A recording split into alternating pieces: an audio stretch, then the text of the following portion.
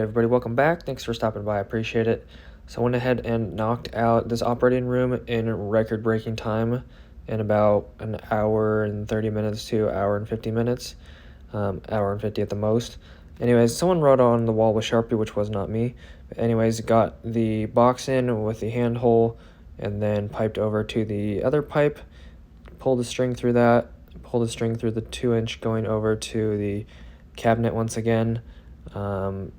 And that was it. So everything went literally perfect. Did not hit one obstacle in the wall. Everything literally went perfect, and I'm super happy about that. From there, went ahead and went back downstairs to continue my project that I got all the parts for yesterday at the end of the day. So I went ahead and started out by taking some measurements. I was going to do a offset. There's a little coupling coming out of the wall in 3/4, and what I had to do was offset down. So I got my measurements up and down, and then I just bent a little 8-inch offset because that was the height difference that I needed to get to this strut rack right here. So I went ahead and got that. Then I transitioned with the 3/4 conduit. I transitioned from 3/4 down to 1/2 inch with a reducing bushing. So I went from 3/4 offset, and then I transitioned to 1/2 inch to the rest of the fan coil unit. So I went ahead and took my 3 measurements, how wide I thought the piece of pipe was going to be, and then coming out of the end of the connector right here, how far away that was from the strut, so I knew how much my 5-inch 90 was going to be sticking out past the strut. And then the last measurement that I took was off of the wall, basically minus that strut, which was 2.5 inches. So I minus that 2.5 inches and then got my final number.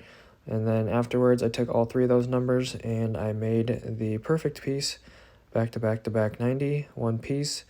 Nick would be so proud of me if he was still working with me. Good times.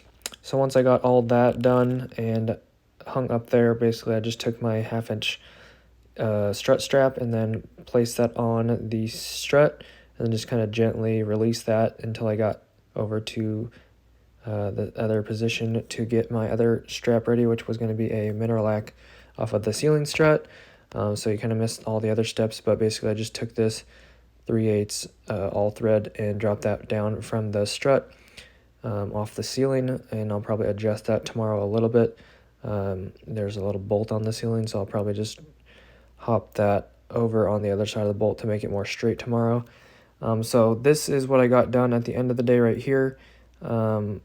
So as you don't already know, my boss said that it's gonna shake and stuff like that, so I'm probably gonna have to chop that last 90 off, transition it to flex so it doesn't like get loose or cause problems or whatever. So anyways, pulled wire through with TJ at the end of the day, and that was the end of my day.